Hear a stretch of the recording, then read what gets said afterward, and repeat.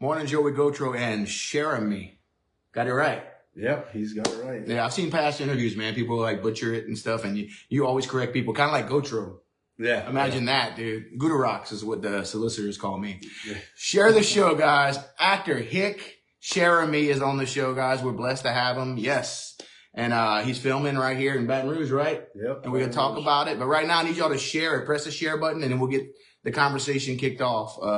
Let's cheers it up, my friend. Come on, man. Like you said, Mornin Joe with H2O. That's right. That's what we're doing. And we're going to explain that, too, while we're not cheersing coffee. I'll give you the backstory on that. In the acting world, there's a reason why. Okay, so I got my iPad. We're getting it going. How Holly ought to go. See how it'll turn off on updates? It's live, man, I tell you. Okay, so we're going to the thing. Make sure the volume's turned down. All right, say hi in the comments. Tell us where you're watching from. We want to know. We're here in Baton Rouge. Actually, it's called St. George now. This is East Baton Rouge. So it's St. George. No longer at Baton Rouge. So, let's see. Morning. Opelousas is in the house. What's up, dude? All right, we'll get to the Opelousas. I used to go to Camp Koto when I was a kid there, a basketball camp. Camp Koto? Yeah. Nice. Basketball. Yeah. Yeah, we just had Cupid on the show, and his son's doing well with basketball, man. Congrats. Yeah, man, he's killing it. So let's go. Did it go live? Oh yeah, here we go. Oh yeah, you have to show me how to do that. Yeah, we'll get it. It takes them a second to press the share button. Ida Matt. Okay, there we go. All right, so we go to the Mornin Joe thing. Ida from the Bayou. Ida from the Bayou. Let's see, we gotta do that. There we go. And then we're live right there. We look good. Oh, look at us. Look at us. So you just got to press that. He's showing me how to be I'm trying. Technological savvy. There we go. That's all. All right, guys. So, again, official start of the show. This is HICK CHERAMIE right here. Actor HICK CHERAMIE. You've been doing this for a while. How long you been acting, man? Started back in 2018. 2018? Yeah. All right, good. And y'all filming in Baton Rouge? And I don't know if you can say where you're filming, but what are y'all filming? What kind of movie? What is it called? When is it going to be out? Can you tell us about it? We filming a horror thriller right now, and we're filming here in the Baton Rouge area and in Donaldsonville, Louisiana. Very cool, man. Yeah, man. Oh, yeah, I want to show you something. Okay, so I wrote this down, and I don't know if we can do this, but at the beginning of the video, I like to challenge the guests sometimes and put them on the spot. So at the beginning, that's usually at the end. No, I'm weird like that. I'm dyslexic. So, okay. All right. So I noticed your beard, like most people, right? And old man Marley from Home Alone. Yeah. You don't get that a lot, do you? I've gotten it before. All right. I've gotten it before. So y'all fans of Home Alone? So what I did was, without you knowing, we're going to get into the movies and stuff and what he's been in and stuff, but I just wanted to do this real quick. All right, so I pulled up, because I want to learn how to act a little bit, okay? And you're a pro. I don't know what I'm doing. So what I did, without Hick knowing, is I pulled up the Home Alone transcript. One scene when they're in the church. Do you know the movie? Yes. Well enough to like do like a little short thing with me right here? He's like, I don't know, man. Okay, so this is the transcript. I'm going to have to call my agent. Yeah. All right, so you know in the movie Home Alone when they're doing and then they're talking about, it's like kind of like a sad scene almost, where but it starts off right here. Kevin, if you miss him, why don't you call him? Yeah. Like, okay, when he's talking about his son, he hadn't talked to his son in years. All right. Okay, so you familiar with this? Yes. Okay, it's been a while, but yes. So can we lean into the camera and really try to act? Okay, like I put him on the spot, and I don't know what I'm doing. I want you to grade it. I'm Kevin, old man Marley right here. I mean, it just makes sense, right? All right, so I'll start it. The rest of the conversation goes like this. If you miss him, why don't you call him? I'm afraid if I call him, he won't talk to me. Well, how do you know? I don't know. I'm just afraid he won't. No offense, but aren't you a little old to be afraid? You can be a little old to be a lot of things, but you're never too old to be afraid. Then Kevin goes on to tell Marley that he understands his fear and tells him the story of how he used to be afraid of the basement One day he simply made the decision to go down there, and he found out it was really no big deal. Then Marley asked Kevin, "What's your point?" "My point is you should call your son." What if you won't talk to me? "At least you know. And then you can stop worrying about it. And you won't have to be afraid anymore." Done. Scene. Not too bad, right? No, good job. All right. Look, I mean, for an amateur, right? And I was actually acting because it was one of Kevin's like first roles. So he was likable in that movie, but he wasn't like the best actor, but we all loved the movie, right? I've done thousands of interviews, and that's pretty cool. It's the first time I've ever had to do that. So that was a good concept. Well, I was trying to think of something original to like do with you and on the spot, because I'm sure everybody's like, everybody's about what I'm about to ask you right here. So we shared this thing at the beginning to promote this show today with HICK. And he's been on a lot of things. You've been on BET, which the show on BET is The Family Business New Orleans. Yes. That looked like it was just actually won a HAP award for new dramatic series. And you posted your scene. I saw it on your Facebook page. Yes. By the way, all his stuff is at the top. I'm gonna put all his links at the top. AMC, you can find him. Anne Rice's Mayfair Witches. Mayfair Witches. Anne Rice's Mayfair Witches on AMC. That was fun. Yes. That had to be fun. That was fun. Man, so most of your stuff, what's your favorite genre to do, or you just like it all? I like anything, any drama. So drama, and then probably be thriller. I'm not a big comedic actor. Okay. But I've been brought in to do projects as a comedic actor, and I did really well. But it's not something like I shoot for. So apparently I'm funny without trying to be funny. All right, another challenge. A scene from Dumb and Dumber. Go. No, I'm joking. Give us a scene. Actually, I want to challenge y'all. Call my agent. Yeah. So look, I wouldn't do that to your career, but look, so I want y'all, and if I see the comment, if I don't see the comment, keep posting it. But I want y'all, maybe later on we'll do this, maybe we won't. Put a bunch of movies in the comments.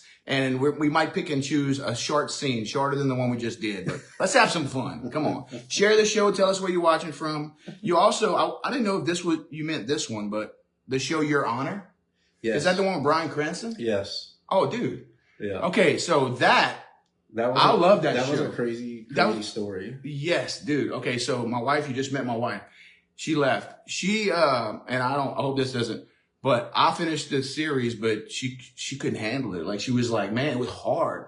It was hard to watch. He's such a brilliant actor, man. Oh, man, he's awesome. He's such a brilliant. He's such a great to work with him for those 8 hours. Yes. Was unbelievable. Oh, yeah, man. And he seems like such a nice guy, too. He's more like the Malcolm in the Middle dad. Yeah. In real life than Walter White. Like, he's just a goofy, fun. My man Hick. My man Hick right here worked with Bryan Cranston, Breaking Bad, all the hits, and like, I mean, again, Your Honor. What did you do on Your Honor? What did you do? So crazy story. That was back in 2019 before COVID, and I'll make it real quick. And I was doing a lot of independent films. I had really not had broke into big speaking roles yet. At that time, I was studying as an actor. So I had a day off to where I can go do like a featured background role. Yeah. And I hadn't been on like a big set in a while because I had gave up doing background and featured work. And I decided, I was like, well, let me go check out this show, Your Honor, or whatever. I was going to play like some guy in a bar drinking or whatever. And the scene's in a bar, and it's between, I didn't know this. Anyway, I show up, and one of the people in productions came and grabbed me, and they were like, you can act. And I was like, yeah, they was like, all right, we want you to play the bartender. So I got upgraded that day, but I didn't know who the scene was with. So they bring me in this bar, and what it was is they made a deal with the bar that the bartender was going to actually play the bartender, but he couldn't get it. Like, he just couldn't. He wasn't an actor. Right. So they bring me in, and they're not telling me a lot. So I'm sitting at this bar, and I'm facing away from the bar, and I'm counting money, and I know no players on the show, which are actors and what their characters are. And so I'm thinking about what I'm going to do for this scene. They explain the scene to me. And every now and then I'll turn around to the bar, and they had 2 stand-ins there, so which tells me that's where my 2 actors are going to be. Right. So I'm going over stuff with the actors and stuff, and they're wearing their little name tags, but I have no idea who the characters are. And a stand-in is someone they put in there to get all your blocking, your lighting, and then they remove you and bring the actor in. So I turn around and I'm still trying to figure out kind of what I'm going to do. And when I turn back around, the stand-ins are going, and it's Bryan Cranston and this other great actor. I can't think of his name, but he was in like Footloose and stuff.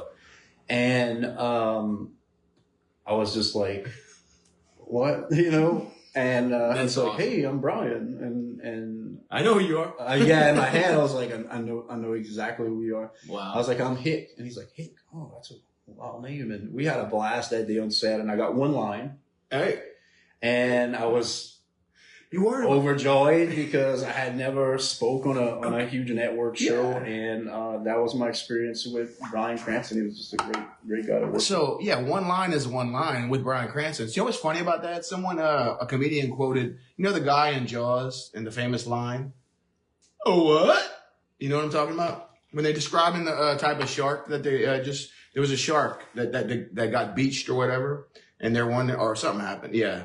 One of the sharks got beached, and one of the I just watched this recently too. When one of the actors, they go and they're looking at the shark. Oh, when they have the whole town people around. That town people around, and he looks at that thing. One of the actors, and that was like his only line in the movie, like 2 lines. He was like, "What kind of shark is that?" And then Richard Dreyfuss, I think, said, "It's a tiger shark." And then he turns around, he goes, "Oh what?" And that got so much attention because I forgot what comedian like highlighted that, but he said they made T-shirts out of it and stuff, like just from that one line. So you know that guy's doing well from that one thing. Right. It was just such a over-the-top, dramatic thing, like that. He said, "Oh, I think it was like Pete Davidson or something said this is one scene that didn't have to be in the movie, but they left it in." And I'm like, man, that was iconic. But I mean, yeah, watch it again and check it out. It's kind of like that little girl in well, I can't say that. I was about to say something on never mind. It's a dark movie. I want to keep it light. Oh man, yeah. I was about to. This is live, guys. He was about to bring the live down. I was about to do that, but I did not. It's such a bright room. Professional. Oh, I turned every light on in this room. All right, so look, HICK CHERAMIE is also known for Antoine Fuqua's Emancipation. Yes. Money Plane, Adam the First, Raymar, and much, much more. So you're in a lot of films. If you go on my IMDb, you can. Yeah. It's like 64 credits. And he also was in a Super Bowl commercial, right? I was in a very big Super Bowl. It was the first Christian Super Bowl commercial with the He Gets Us movement. Oh, right. Nice. And I was lucky enough to book a principal role in that commercial, which was wild because it was a very controversial commercial for some. And so the next day, like my face was plastered on every newsreel. They chose to pick the image of me arguing with the guy. And I was in good press, bad press. I had people reaching out to me to do interviews on Christianity, and I didn't touch any of it. Yeah. Even though I'm a godly man. But so it's Master P. We were gonna talk about that Friday. I was just doing my job as an actor, and it was wild. I mean, my face was in Times Square. It was on this huge billboard in Vegas, and so it was a pretty blessing. Bad press is good press, blah blah blah, right? Just to get your attention, and then they can actually see who you are. Anything to get the camera on you and be like, wow, I like this guy. We live in a world right now where actors have to stay relevant due to social media, and it's about like this interview. Yeah, and anybody that wants to talk to me, like I feel so blessed to have that opportunity because, dude, I'm such a fan of what you do. I wish I had a fan of yours. I wish I had a piece of your life as far as like just being in the acting world. I regret not ever being on a stage. I mean, I'm on a stage all the time as a musician, but as an actor, I mean, I admire you guys so much. I mean, God, you just standing there. And when you first start out on the stage, you have no mics and you got to project your voice and you got to just hold the audience attention without a guitar in your hand or nothing. You got to use your body as the instrument. Yeah. How cool is that?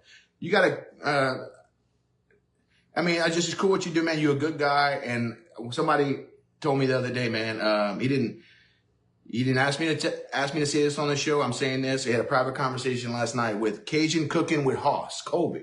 Yeah. And Kobe said this too. Kobe said it. And, my boy Hoss, Cajun Cooking with Hoss, he was like, man, Hick is such a great guy. He just gave you he was like, man, you about to interview like one of the best dudes. Oh, that's very kind. Man. Cody's a good guy. Yeah. He has a big heart. Yeah. And his videos crack me up. Oh yeah. His reactions. Throw that in the long grass. His reactions to food is just right. Oh, come on! It's like it's the worst thing that he ever seen in his life. You know, it's like he would have seen like a mangled body. Yeah. You know. Oh, he goes. Oh yeah. But Kobe, you know, finding all those guys and yeah, and Cody too. He was just like everybody was just like saying you're a good dude, and I just wanted to let you know that. It's Thank cool. you, Hoss. It's cool to hear that.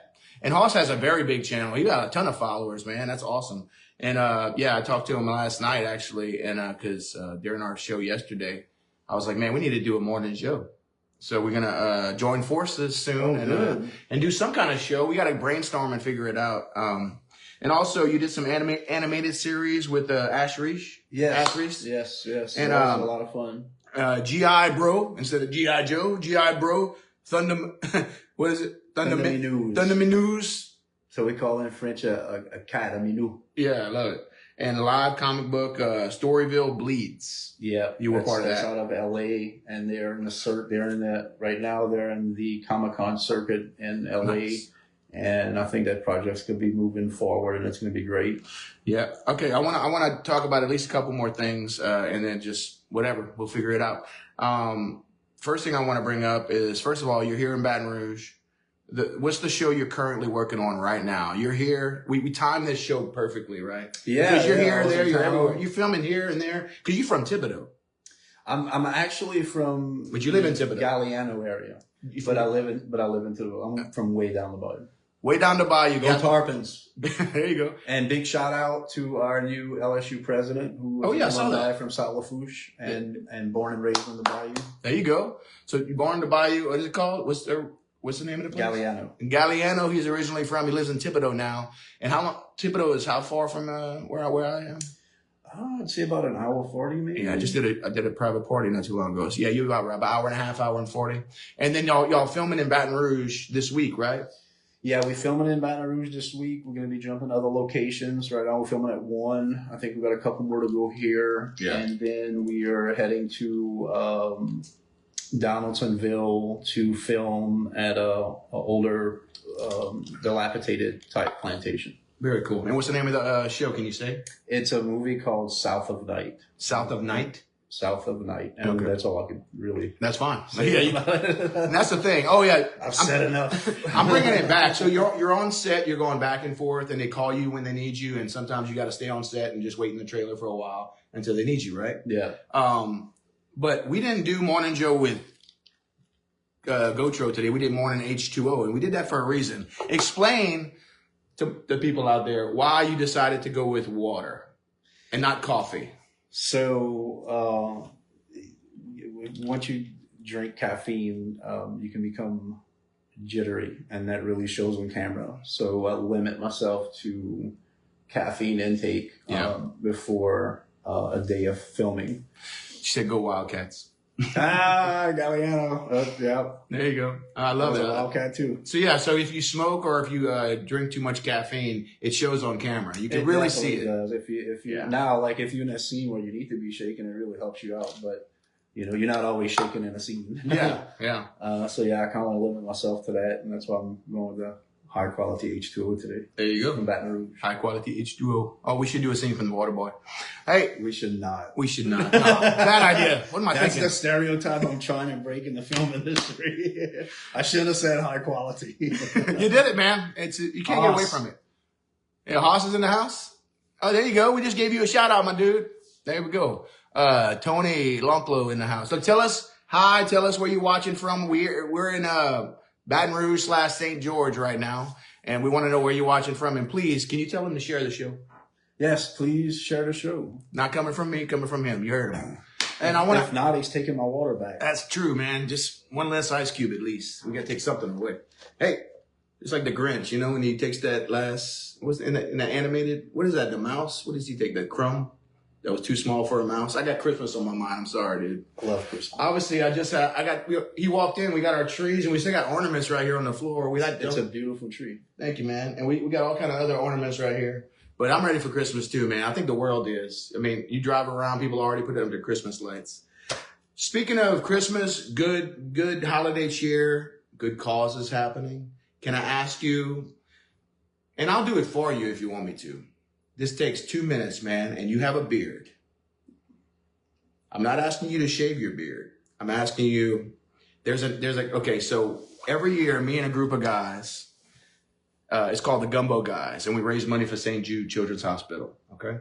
And there's 3 categories. There's the traditional, there's the professional, and there's the outlaw. Traditional and professional, you have to shave at the beginning of the month and then let everything grow. The outlaw, you can leave your beard, and you don't really have to do anything. Just leave your beard and post it on your page every once in a while. So what you do is you basically enter your name on the Gumbo Guys page, just your name, and upload a picture of yourself and put, I'm in the outlaw category, and that's all you have to do. And basically, I encourage people to go to the Gumbo Guys and say, hey, pick one of the Gumbo Guys, donate money under their name, and at the end of the month, we see how much we raise for St. Jude.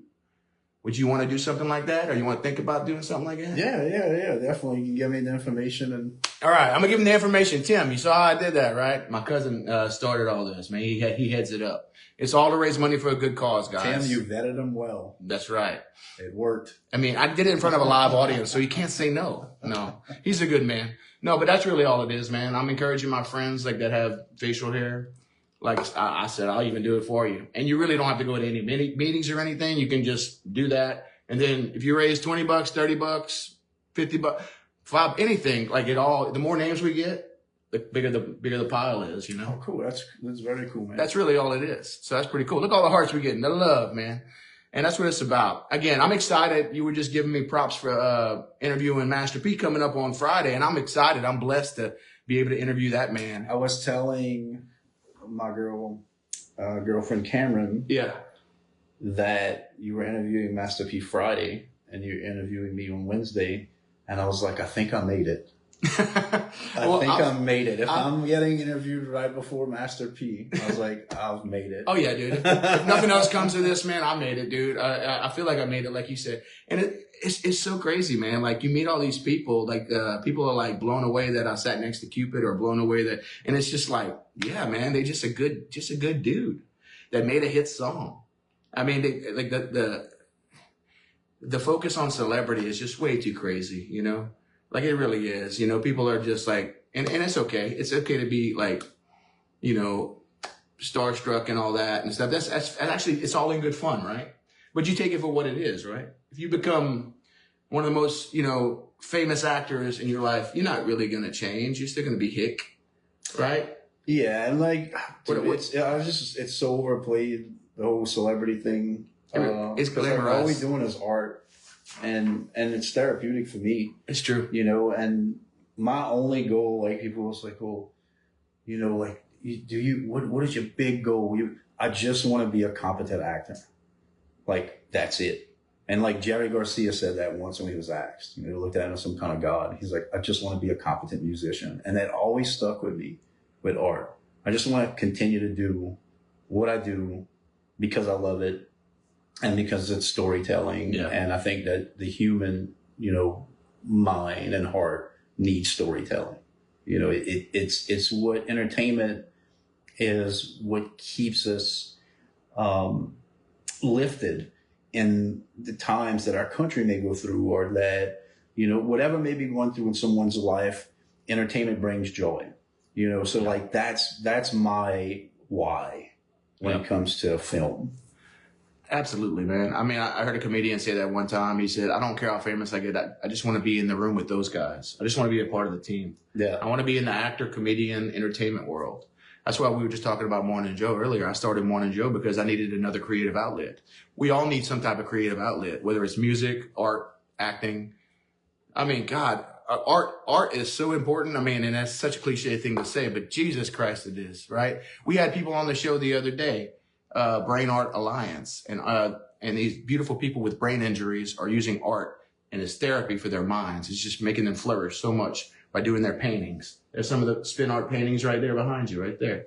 And it's just, yeah, I did that. Oh, nice. They showed me how to do that outside. So, BJ, Kim, Smith, y'all doing a great thing. Y'all, but I mean, yeah, going back to the whole like celebrity thing, it's just, you know, I never ever in my life, you know, if this show takes off one day, like to where it's just like millions and millions of followers, I would never call myself that. I would like to I'd like to get rid of the word celebrity and just say, it's cool that a lot of people know who I am.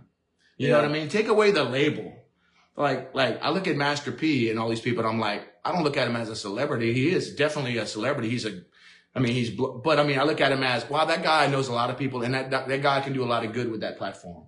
That's how I see it. That's really how I've always viewed celebrities. So I don't think I've ever been starstruck. I did a private party for Peyton Manning. I wasn't starstruck. I was just like, man, nice job. You won 2 Super Bowls, dude. Good for you. Like, how cool is this experience? Yeah. Like, how cool And I don't know. It's just, it's just funny. Just basically the point of all this is just, don't get so wrapped up in the hype and stuff, and just be a good person. And if you're blessed to have a big platform one day, do good things with it. And that's what I'm trying to really do with this show. And intentions are everything, man. But man, I get to sit next to you, man. I was reading up on you and all the things you've done. I mean, you've done so much. We can't cover it in one show. I'd love to do 2 shows with you. I'd love to do a show like where we're on set and people can see the cameras and see. Which almost happened today. Yeah, we almost did it on set, but almost happened today. Would y'all like to see that? Hearts on the screen if y'all want to see us on one of his sets, because maybe you came, like you happen to be in town this time, but I don't mind making a little drive. And if you're somewhere close by, or if you happen to be in Baton Rouge again, I'll definitely come to you, man. That'd be awesome. That'd be awesome content. Yes. See, we seeing. Yes. That's Ida Madigan. Ida Matt. Hey. That's a Bayou girl. It's a Bayou girl. Hashtag Bayou girl. She said like yes. Yes. So, I'm ADD and segues. I think I'm fairly good at segues, but I'm trying to just figure out how to get to this. Okay, I have written down right here favorite directors, and the reason I bring that up is because I like movies. I like the not necessarily. I mean, I love low budget movies because it's just so cool to see, especially when they do really well. It's like, wow, see how much you got out of just not having to. We're doing this show with an iPhone right now, right? But I noticed that I didn't even realize but the one that did Dazed and Confused, Almost Famous. I don't know if Suburbia. Suburbia is a movie that takes place like in front of a gas station the whole time. It's just really. I love that movie, and I think it's the same actor. I might be wrong, but I mean, I was like, wow, okay. I was a fan before, I was just a fan. I was like, wow, he did that, and that. I said, that's my favorite movies. Just those underground where it takes place like people are, having parties outside. They're in front of You talking about Richard Linklater? It might be. If you ever look him up, he's one of my favorite directors. And what's his name? Richard Linklater. It might be him. And he did Boyhood. Or I can't remember, but it's a movie that was filmed over a span of 12 years, and it's an amazing. Oh yeah, Boyhood. Yeah, I heard about it. I never seen it. Amazing film, and then Ethan Hawke's in it, and he's one of my favorite actors. Besides like Nicholson. Yeah. But yeah, it's a great film. I was blessed enough to audition for him. Oh, Ethan Hawke. Richard Linklater. I'm sorry, Richard for Hitman on Netflix, and I made it close. I got really close. Like, it was really, an actor's life is crazy because you sit around waiting, but I got really, really close. And someone else got the role. But he did an amazing job. I know this actor. He's an amazing actor. He did an amazing job. But yeah, I was this close to being on one of my favorite directors' movies. And one of my other favorite directors, of course, is Antoine Fuqua, which I got to be. Yeah, I saw it. Yeah. Y'all check that out too. Antoine Fuqua is Emancipation. Yeah. Definitely look that up. It's one of his films at HICK So you brought up Ethan Hawke, one of your favorite actors, also one of my favorite actors. There was a movie a while back where they had so many scenes in the movie that were so long. I mean, some of these scenes were like 15, 20 minutes long. I loved it so much. I love when a movie takes its time. As ADD as I am, I just love when a movie, and that takes a lot of talent. Well, if you can captivate an audience with dialogue, and there doesn't have to be explosions and Michael Mann shooting, and which I'm not gonna diss on Michael Mann because, like, right, you have Heat, where I think probably the exchange between Pacino and De Niro is probably one of the greatest moments in cinema dialogue within that cafe. But if you can captivate an audience and hold them with just dialogue, absolutely, like we're doing it with 9 people now. Yeah. But I think that's just that is the craft of acting, you know? Absolutely. I think it was called Before Sunrise. I didn't see that one. It was just him and his girlfriend, like having a conversation, like they were walking down the road and they just had this real deep conversation. It was just like a very powerful film. Like, it was just like, wow. I mean, the acting was scary. They so probably natural. shot that in like one long take, which is really hard to do. Yeah, But exactly. I wouldn't put it past Ethan Hawke for doing that in one take. Yeah, but yeah, I mean, I'm a fan. Ethan Hawke. Who's your favorite actor besides HICK CHERAMIE, guys? Put it in the comments section. I love it, man. I love that. It's so cool that you're in this world. I definitely want to do a part 2. If you have any questions, definitely put it in the comments section. Get this video out there. Share it. And tell your friends about it. We can upload this to TikTok and all kind of things too. And we're trying to figure it out, man. I know you're in the film industry. I'm okay doing it like this, or should I? I'm sure there's some tips you can give me on the production of Mornin Joe, right? No, I think you're doing well. I think your following has risen. You definitely interviewing some key people in different industries. I think just, man, keep up the momentum. Thank you, man. And yeah, when we do the thing on Friday, I'm gonna be asking y'all to give me some questions that y'all want me to ask Master P for sure. But he has how I got that is my friend Paige Melanson is in partnership with Master P. And they have like a company, a backpack company, is my friend Paige's company. And he basically, Master P has some gummies, THC gummies called Make 'em Say And he also, Hey, tell him I said that's genius. yes, and he also has a drink, Make 'em Say a drink. So we're gonna be showing that on the show Friday, going live from his hotel in New Orleans. So that should be very cool. But I'm excited, man. Yeah, I'm blessed to have this platform, and your platform's awesome too, man. You have a lot of faithful followers, man, and like people that really love your content. I've been blessed with a lot of great support, man. You do have it. I enjoy your page, man, and I would encourage you, man, and save some of it for Mornin Joe for sure, for some content for us. But I love it, man, when like whatever you can get away with, because I know you're limited on what you can show, on your social media page, because they're like, well, you can't do this, you don't want to give away anything, but all that stuff in the trailer and behind the scenes stuff, God, man, I eat that up so much. And do y'all ever do lives like on set in the trailer, you ever thought about doing that? Yeah, I've had other actor friends who just do it on set, like when y'all just have nothing going on, and like let's just do a couple like live videos. Yeah, I mean, it definitely has been done, and it has been done. Yeah. For me personally, I'm so focused onto what I have to do. That's true. Like, I'm just so focused on, like, I feel like God has blessed me in this situation, and I need to be. So that's another question. That's true. Focused with it. So it's not necessarily, if you have downtime, it's actually probably a good thing for an actor, because you get to really like get into character and just kind of be. It is. It's a good, and you get to, kind of hear what's going on with production. If there's any changes that you need to know about, if there's anything that they're going to switch up, like yesterday, we had to. You go in prepared to do certain scenes.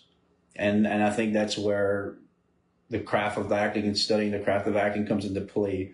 And it can turn around on a dime. No, we're not doing this and we're going to do this. I haven't even looked at this yet. I read the script a couple of times, but like I haven't really focused on what this scene is. So now, like, you got to be on. Now you got to know your dialogue. You got to know your actions. And now you got to be in this character. You have to have these emotions. You have to... yesterday we had a quick turnaround, and it was a scene where I had to like really get intense and like tear up, and it was done like on the fly. So it's a moment where you just have to like completely spin your emotions around, put yourself into that character's truth. And you need to live in that truth in that moment, because the camera does not lie. It can tell if you're faking it. Right? I mean, it really can. You can just look at it, and then, I mean, I see stuff, and I'm like, yeah, he didn't sell it.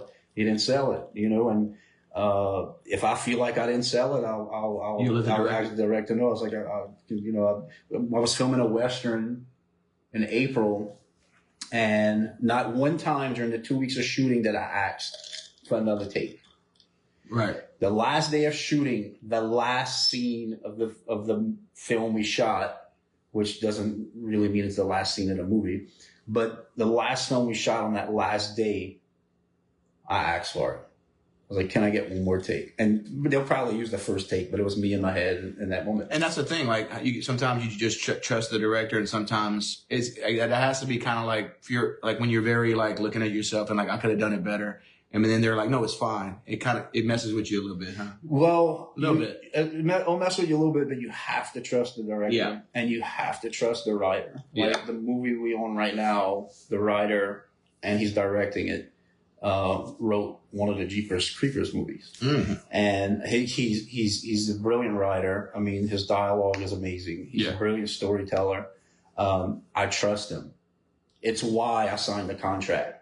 I didn't have to sign onto this movie. Yeah. I could have said, no, I'm going to pass it. I know the team. I know the production. I know the writer. I know the director, photographer. He's an amazing guy. Mm-hmm. I know the cameraman. You know, these were people that I've worked with before, so it's easy to sign on because you trust these people. Right. Like, these people make or break your career. Yeah. You know, you can only act so far, you know, but like they putting this together for an audience. And it's just, they're going to wrap it in a bow and put it in this nice package and say, here it is. So you have to trust them. Like you have to. You're the vessel, and they know how to steer the vessel. You were just talking about having to think on your feet because it can change like that, right? It can.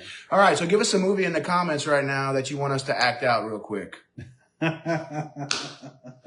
I tell you what, just name a bunch of movies, guys. Please give us some feedback. I'm actually going to take out my iPad real quick and, just something short and sweet. It'd be a cool way to wrap up the show, I think.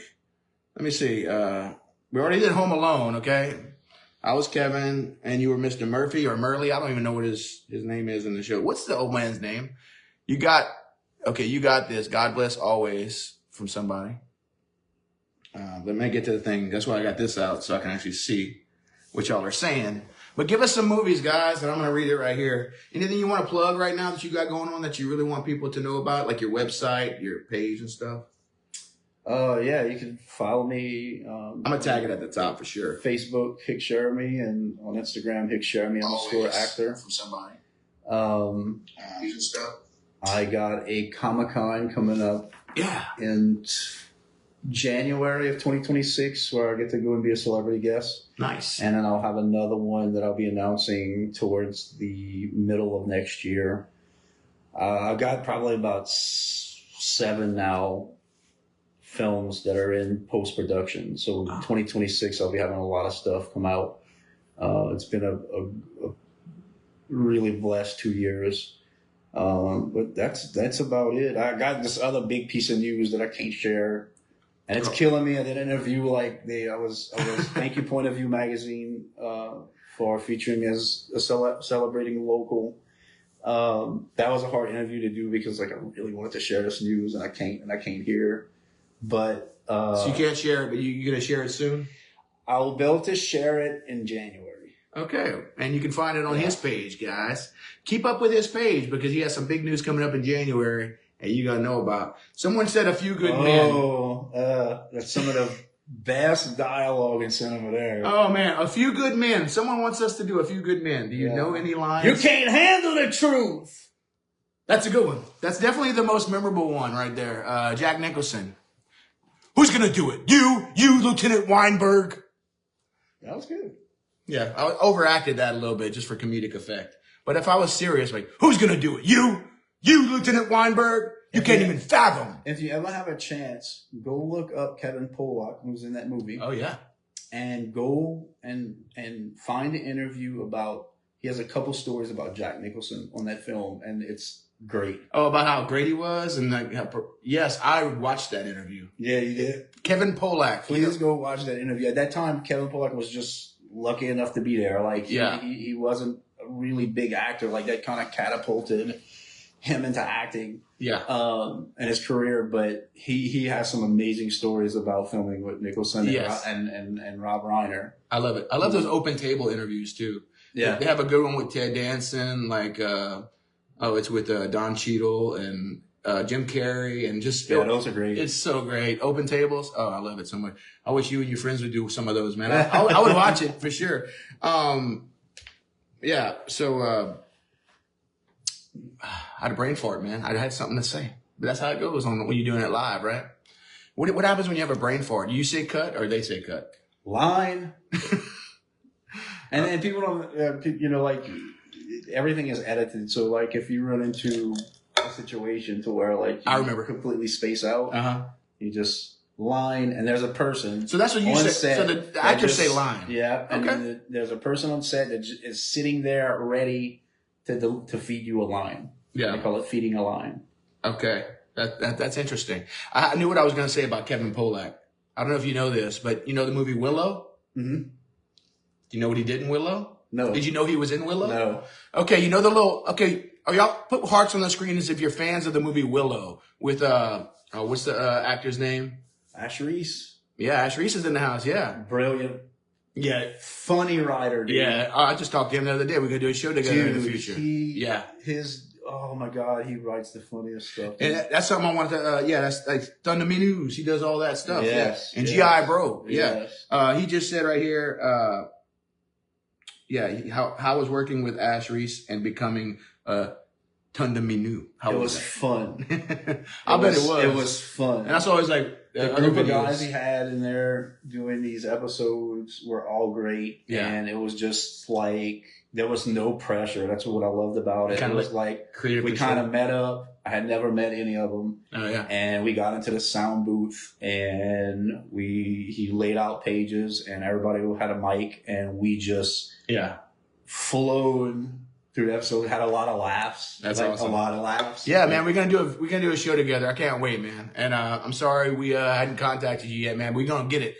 It's been crazy, man. We've been trying to. Another Cheramie. Another Cheramie. What's cousin, up? Jana. Jana's in the house. Share the show, Jana. We'd appreciate it. Come on. You got to do it for your relative and for the show. Please, please.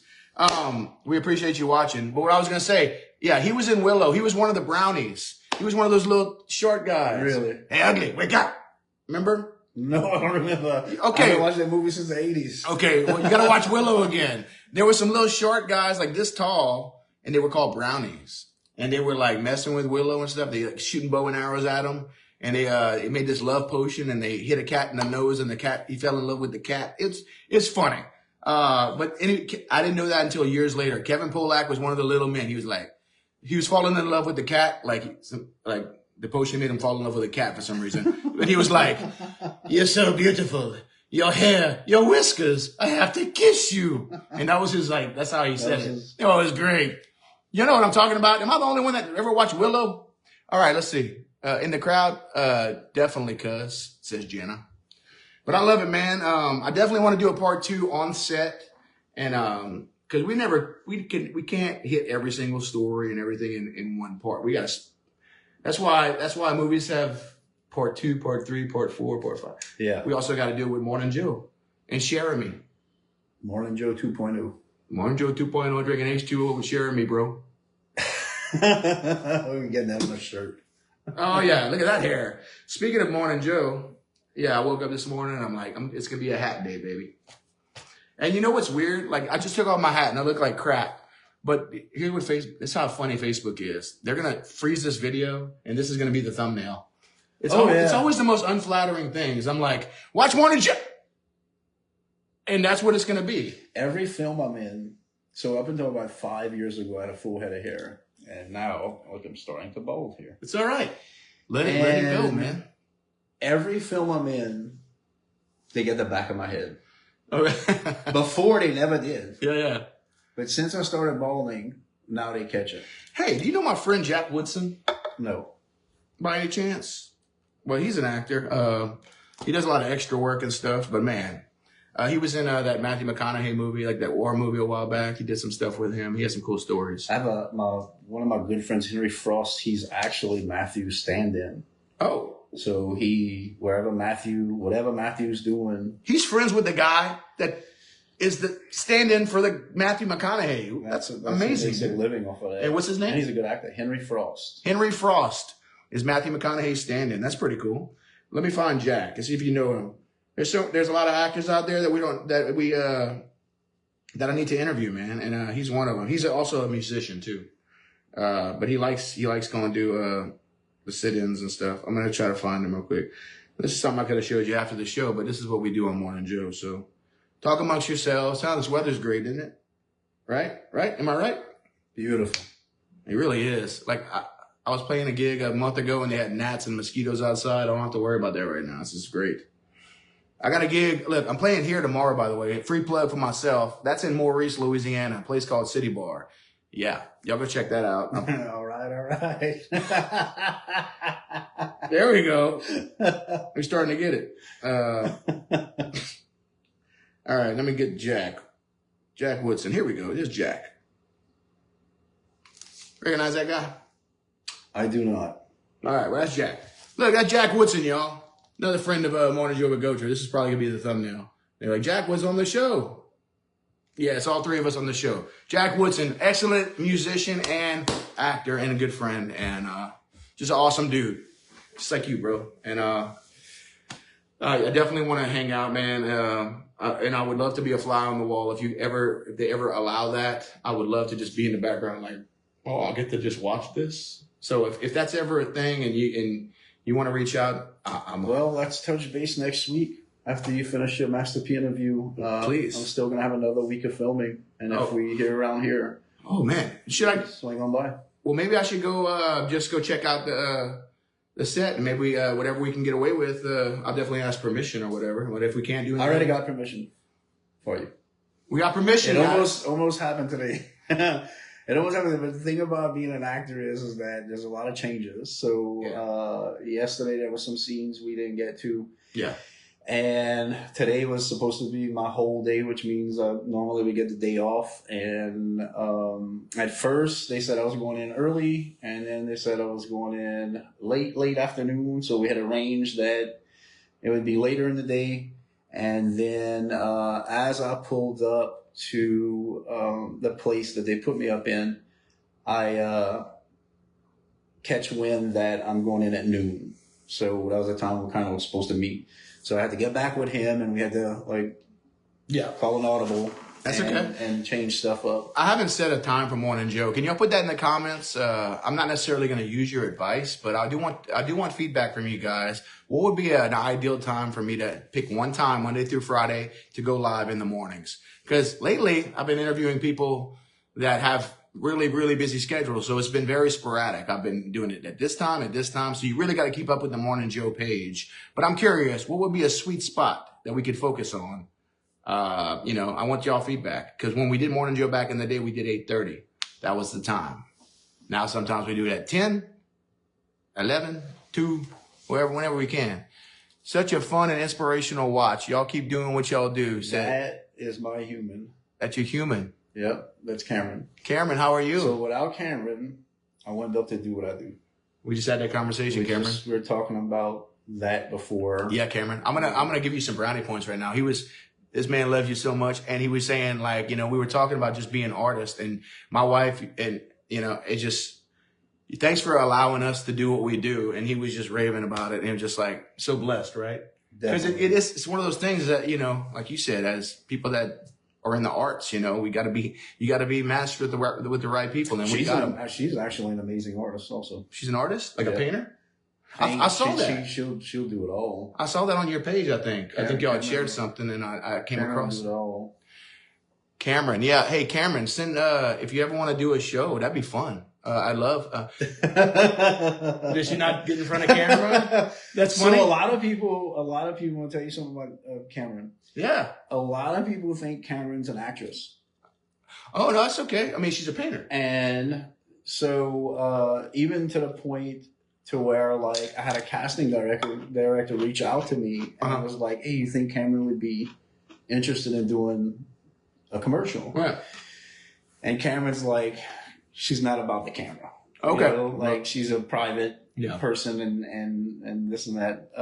Respect. But some people think that she's an actress, and she actually is a really good actress because she is my reader for auditions. Oh, yeah. So she's getting to practice and study acting, and she has a really good eye for if I'm not selling something. Yeah. She'll be like... she'll call your BS. She'll call my BS. She's like, that wasn't truthful, or that didn't look honest, or whatever it may be. And she'll, like, reel me in, which is... That's so kind, but the camera scares me. Yeah, see? That's probably loud. Cheers. I just said that. And she's so photogenic. But yeah, she's a great actress. And I've tried to kind of. Maybe one day. She said maybe one day. I think she's coming around. There we go. It's very easy interview. I try to nudge her every now and then. I'm like, let me just record you do a monologue. So I'm not pushing it, but I want to say I have done something with and they did a live. Do you take your time with your paintings, or do some of them it takes you like a short amount of time, like 15, 20 minutes? Because if that's the case, if you ever want to consider getting your art out there and using this platform, you're obviously always welcome. But I had like the easel right here, and I did all the talking, and mainly the person would just keep painting, and they saw it in real time, and they had a finished. That's cool. They had a finished product by the time it was over. You hear that, Cameron? You got your one shot. Just like Eminem said. You know, your one shot. One shot. You're funny, dude, by the way. Like your post, man, make me laugh, dude. You said you were more into like the thriller and stuff, but dude, you're funny. No, but you have that. It's fun. But I've noticed that a lot. Like a lot of actors like they have do like the dark scenes and like the thrillers and the horrors. Behind the scenes, they're hilarious. And a lot of times it's the flip side of that too. Yeah. You know, like a very comedic actors are dark. Guys are very dark. Very dark. We've seen the outcome, unfortunately, of that. But jump on back to Cameron. Back to Cameron. I'm sorry. She actually was on set with me once. I got to tell this story. Yeah. She was on set with me once, and I was doing a comedic film. And if I can bring her to set, I always do. So I leave to go and do wardrobe. And when I get back, she has this like deer in the headlights look. Like, what's going on? What happened? She's like, they pulled me in a scene. And I'm like, wait, what? She's like, yeah, I'm in a scene. And that was her film debut. They pulled her in a scene. Cool. And it was this real funny scene. But we're in this diner and she's sitting in the booth. And I walk up to this table. I don't want to get too much into it. And I'm dressed as like this cowboy. Yeah. And like my gut is like, I was a lot bigger. Right, my gut's like hanging out. And I go and like kind of put it on this guy's table, like while he's eating. And she's in the background, like just making this. It was hilarious, the face you made. And like, what's going on here?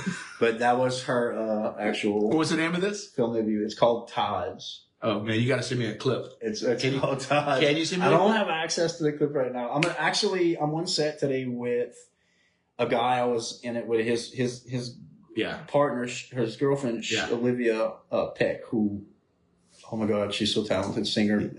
But I think that's cool. She was a part of your world for a little while. You know what I mean? Yeah. Well, she's a huge part of it now. But like, she actually got to get in front of camera, and she did like an amazing job. Was in it. You know what's funny about that? I recently, my wife used to play piano. I've never heard her play piano ever since we met, but she did as a kid. So she still kind of knows a little something, and she loves music probably more than me. I'm a musician. Anyway, I said, babe, it would be fun if we got together and wrote a song. I said, we don't have to ever show it to anyone. I think that's cool. I said, I think it would just be fun. Look, just to see how we do with the lyrics and we do with the music, and it would just be for us. I honestly don't want to show it to anyone. I just want it to be for us. But we can get on the piano. You can just do a little thing. I can get on the guitar, come up with some lyrics, and who knows? I said, and sometimes it's good to have some privacy, you know? Yeah. We're on social media right now trying to blast, but my point, a lot of social media is just self-reward, self-gratification, very selfish platform for a lot of people, right?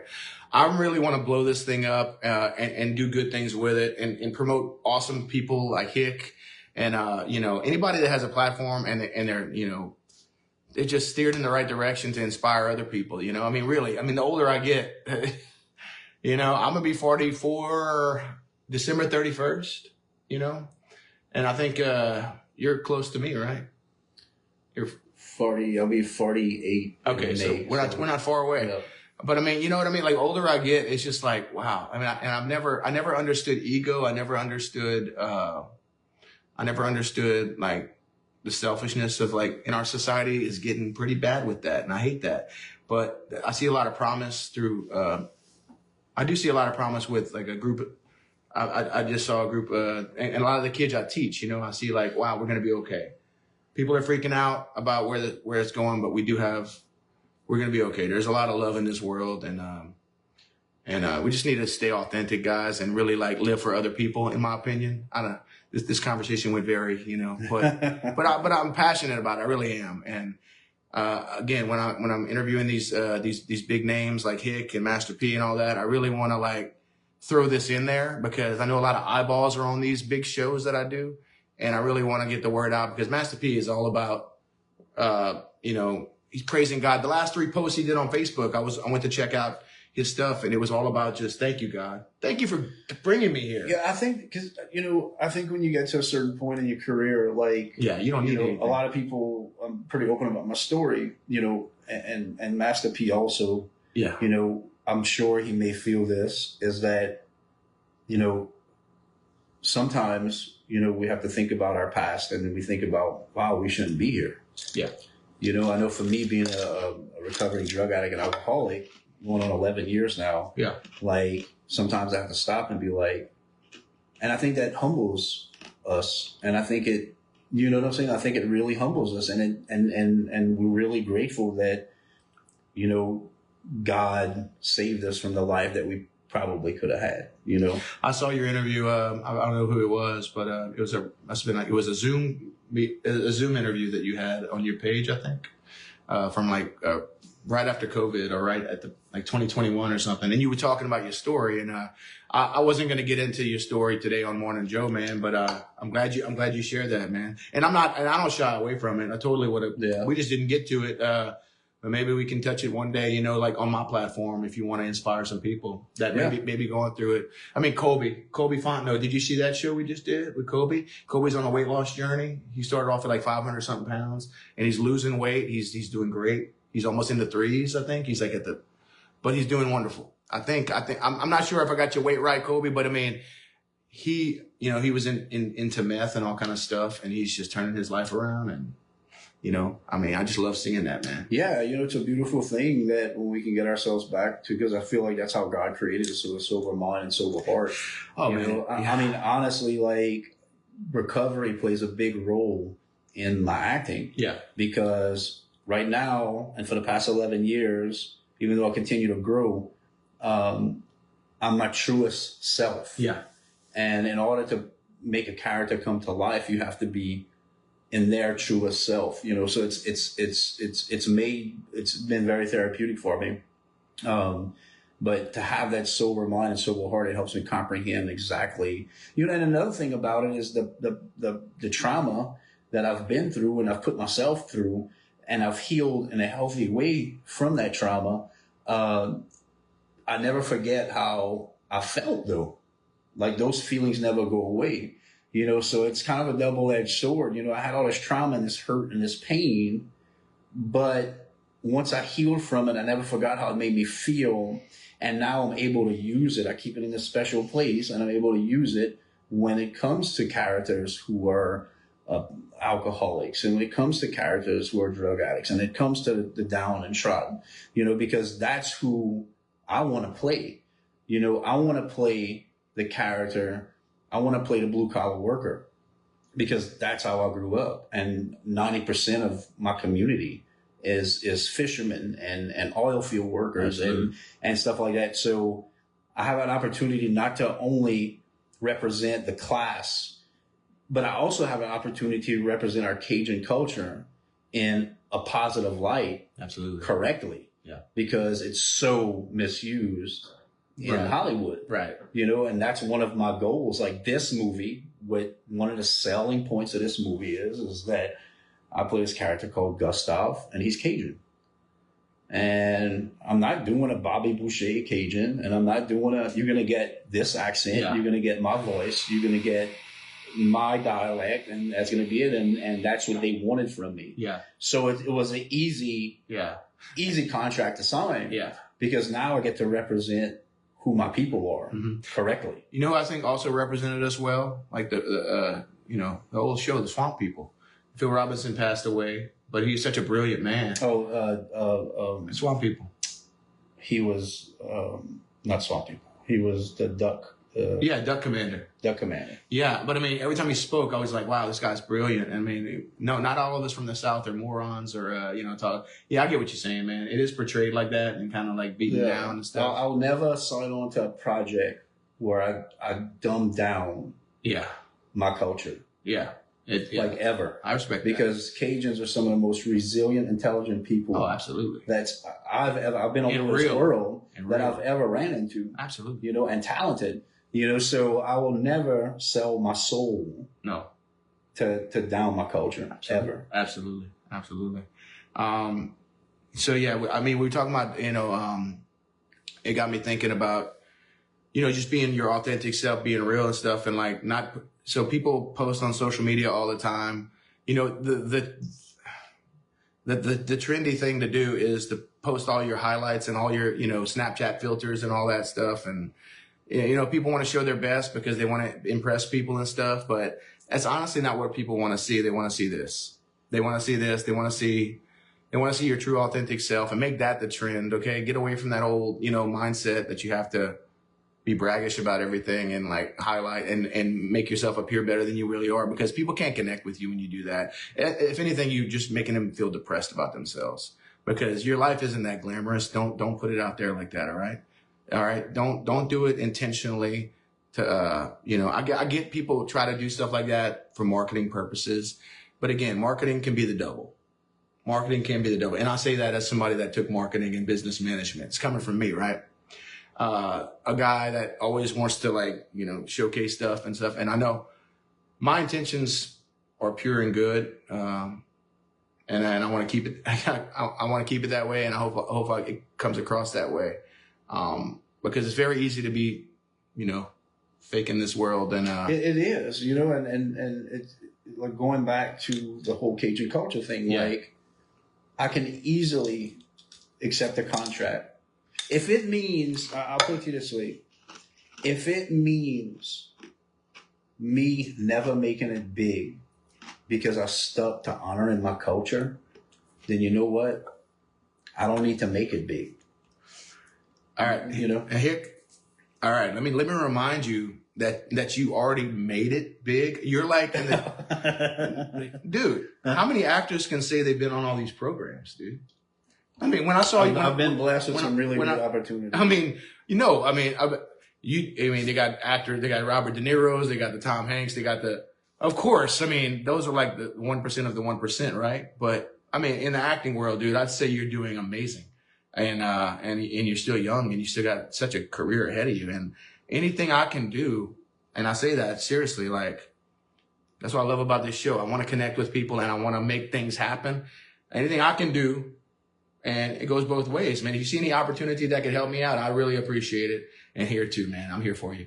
I really want to connect you. If you see any opportunity, if you're like, Eric interviewed that guy, never feel ashamed to send me a text message and say, hey, you mind reaching out to that guy and saying, hey, could I send you Hick's contact info? Or, keep it light. Cause I get it. Like a lot of these celebrities that I interview, you got to be careful about it, right? You got to be like, I don't want to text them too much. I don't want to call them too much. They're busy. So I get it. But I'm just that, I'll do it right. And I'll do everything in my power. You tell me what your goals are, man. I'll do everything I can because you're a good man. And any people like you, just our short conversation. We never met until today, by the way, Hick and I. And, dude, I'm a supporter of you and I'm going to back you any way you want. Well, I appreciate that, man. Yeah. Thank you. Just throwing that out there. And same here. Just throwing that out there. And, that's the way we need to do it. That's how we do it in Cajun culture, man. Seriously. Yeah. You go help each other out. Go travel, and you've traveled around. You've seen it. You come back home, and you've seen the difference, right? Oh, big difference. I was going to give a shout out to my brother, Cody Cherami. Cody. Yeah. He's a real one. He's a real Cajun, bro. Oh, he's a real Cajun? I love that guy. Yeah, let's sit down one day, man. Because I like He has a really cool job. He's actually an offshore. He holds some record for swordfish. And then he does some really amazing European taxidermy work. Taxidermy, swordfish. Yeah, that'd be a cool show. Yeah, he's. We can do a combo show. Interesting. Let's do a combo show with you and him. You got insurance on this house? Yeah, I think so. Him and I get together. It's true though. They got a pond in the back over there too, man. He's such a talented. He takes after my father. My father was a world champion decoy carver. Oh wow! And he takes after my dad when it comes to that. Yeah. I ended up an actor, and they ended up working with their hands really well. Yeah.